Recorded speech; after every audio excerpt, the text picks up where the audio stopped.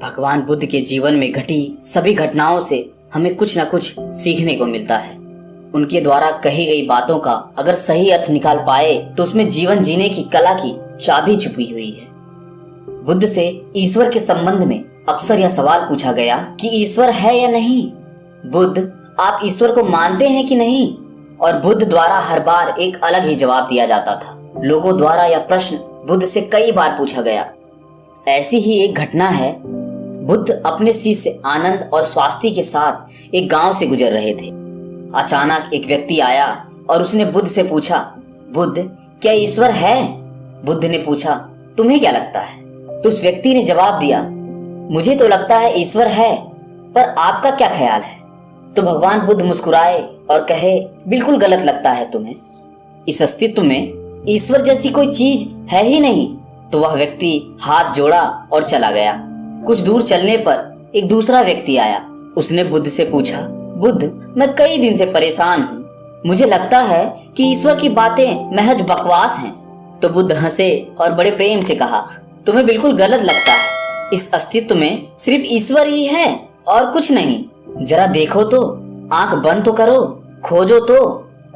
इस जवाब को सुनकर उनके शिष्य आनंद और स्वास्थ्य आश्चर्य में पड़ गए कि एक ही सवाल और दो जवाब।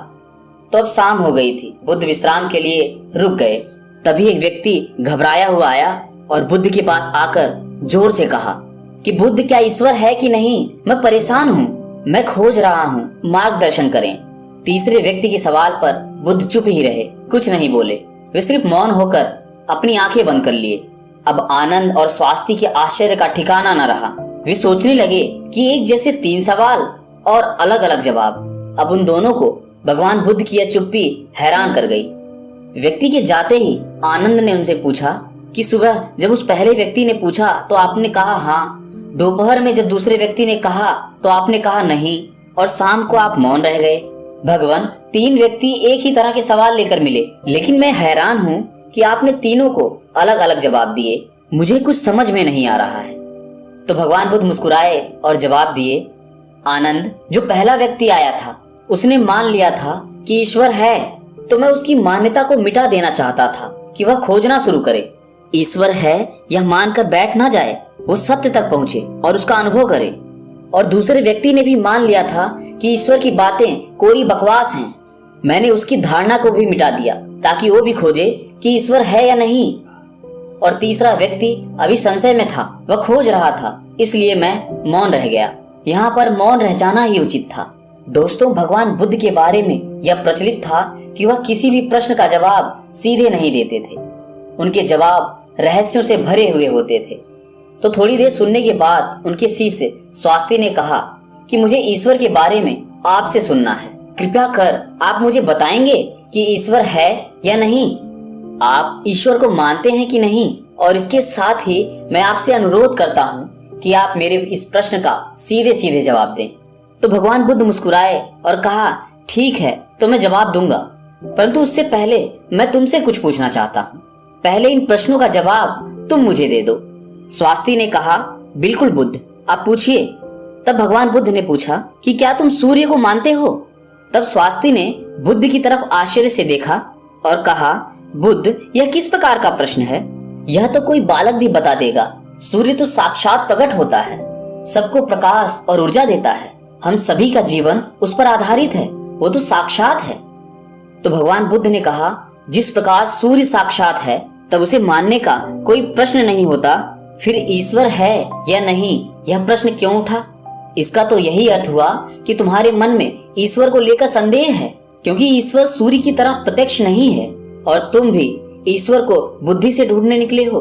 बुद्धि केवल उन्हीं बातों को मान पाती है जो उसे प्रत्यक्ष रूप से दिखाई पड़ता है, और ईश्वर कभी भी प्रत्यक्ष रूप से तुमको दिखाई नहीं पड़ेगा, और अगर आपको दिख भी गया तो वह ईश्वर नहीं होगा। ईश्वर को मानते हैं कि नहीं मानते, असल में यह प्रश्न ही गलत है, और गलत प्रश्न का सही उत्तर भला कैसे दिया जा सकता है? और यदि किसी प्रकार दिया भी जा सकता है तो वह उत्तर भी इस प्रश्न की तरह गलत ही होगा। स्वास्थ्य दुविधा में पड़ गया। उसने कहा, बुद्ध, मैं कुछ समझ नहीं पा रहा हूँ। तब भगवान बुद्ध ने कहा, ईश्वर को माना नहीं जा सकता है, बल्कि ईश्वर को जाना जा सकता है। अगर तुम्हारा प्रश्न यह होता कि मैं ईश्वर को जानना चाहता हूँ, तब मैं तुम्हारी मदद कर सकता था। इस संसार में कुछ भी मानने वाले लोग जानने से चूक जाते हैं, उनका विकास रुक जाता है। जिनका स्वयं का कोई बोध नहीं होता, वो सत्य क्या है कभी नहीं जान पाते। जान केवल वही पाता है जो निरंतर खोज रहा है। जानने की यात्रा थोड़ी मुश्किल है, लेकिन मानना बहुत आसान है। मानने में न कोई खर्च है और ना ही कोई परिश्रम। ने कह दिया, किसी ने आपको समझा दिया और आपने मान लिया। लेकिन मानकर रुक जाने वाले लोग इस संसार के सबसे अभागे प्राणी हैं। बोध के बिना ज्ञान व्यर्थ है। तो अगले दिन सुबह वही जिज्ञासु जिसके प्रश्न पर बुद्ध शाम को मौन हो गए थे फिर से आए और उसने बुद्ध से प्रश्न किया, हे बुद्ध, आप शाम को मौन हो गए थे। मेरे जीवन का एक ही लक्ष्य रहा है कि मैं ईश्वर को खोज लूं। वह कहाँ है, कैसा है, उनसे ब्रह्म ज्ञान की प्राप्ति करूं। और मैंने सुना है आपको ब्रह्म ज्ञान उपलब्ध हुआ है, तो आप अवश्य ही ईश्वर से मिले होंगे। तो क्या आप ईश्वर की खोज में मेरी सहायता करेंगे? तो बुद्ध ने कहा, जिसे तुम खोज रहे हो उसे तुमने कहाँ कहाँ खोजा? तो वह जिज्ञासु बोला, बुद्ध, मैंने सभी तीर्थ, सभी मंदिर और पूरी दुनिया का भ्रमण किया।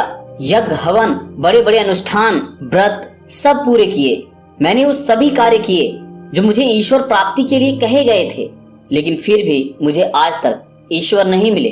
तब मुझे किसी ने बताया कि आपको परम ज्ञान उपलब्ध हुआ है। इसका मतलब आपने ईश्वर को जरूर देखा होगा। तो क्या आप मेरी सहायता करेंगे? बुद्ध ने कहा, मेरा एक सफेद मोती खो गया है, मैं उसी को खोज रहा हूँ। क्या तुम मेरी सहायता कर सकते हो? वह जिज्ञासु बोला, हाँ, मैं बिल्कुल कर सकता हूँ। मैं अभी आपका मोती खोज कर दे देता हूँ। तो वह मोती ढूंढने लगा। धीरे धीरे समय बीतता जा रहा था। काफी समय ढूंढने के बाद भी मोती नहीं मिला। तो वह बुद्ध के पास गया और बोला, मैंने बहुत ढूंढा पर वह मोती मुझसे नहीं मिल पाया। यह सुनकर बुद्ध ने कहा, जब तुम वो मोती मुझे ढूंढ कर दे दोगे तभी मैं तुम्हारी कोई सहायता कर पाऊंगा। क्या तुम्हें अपने सवालों का जवाब नहीं चाहिए? तो वह जिज्ञासु फिर मोती ढूंढने लगा। लेकिन काफी समय बीत जाने के बाद वह बुद्ध के पास आकर बोला, आप ठीक से याद करके बताइए कि वो मोती कहाँ खोया था। तो भगवान बुद्ध ने मुस्कुराते हुए कहा, वो मोती तो मेरी कुटिया में खोया था। तब वह व्यक्ति बहुत झुंझला गया और कहने लगा कि आप मुझे मूर्ख बना रहे हैं। आप केवल ज्ञानी होने का ढोंग करते हैं। आपको इतना नहीं पता कि जो चीज कुटिया में खो गई है वो बाहर कैसे मिल सकती है। वह कुटिया में ही मिलेगी। आपको उसे वहीं खोजना चाहिए था। तो बुद्ध मुस्कुराते हुए बोले, मैं भी तो तुम्हें यही समझाना चाहता हूँ। जो चीज तुम्हारे भीतर खो गई है वो चीज तुम्हें बाहर कैसे मिलेगी? तुमने कई वर्षों तक बाहर खोजबीन की, क्या एक पल के लिए भी उसे अपने भीतर खोजा? उसे अपने अंदर खोजो, तब तुम्हें वह ज्ञान मिल जाएगा। यह सुनकर जिज्ञासु बोला, हे बुद्ध, आपकी बात तो मैं समझ गया, लेकिन अभी भी मैं यह नहीं समझ पा रहा हूँ कि मैं अपने अंदर क्या खोजूं। बुद्ध बोले, तुम अपने ईश्वर को खोजना चाहते हो, पर क्या तुमने कभी अपने आप को खोजा है? जिज्ञासु बोला, बुद्ध, मैं अपने आप को जानता हूँ। मैं अपना नाम, पद, काम, परिवार, जब से मैंने जन्म लिया है तब से मैं ये सभी चीजें जानता हूँ। मैं कुछ भी नहीं भूला हूँ। तो फिर मुझे और अपने बारे में क्या जानने की जरूरत है? मैं क्या जानूं? तब बुद्ध ने कहा, अभी बताओ, इस समय तुम्हारे सबसे नजदीक कौन है?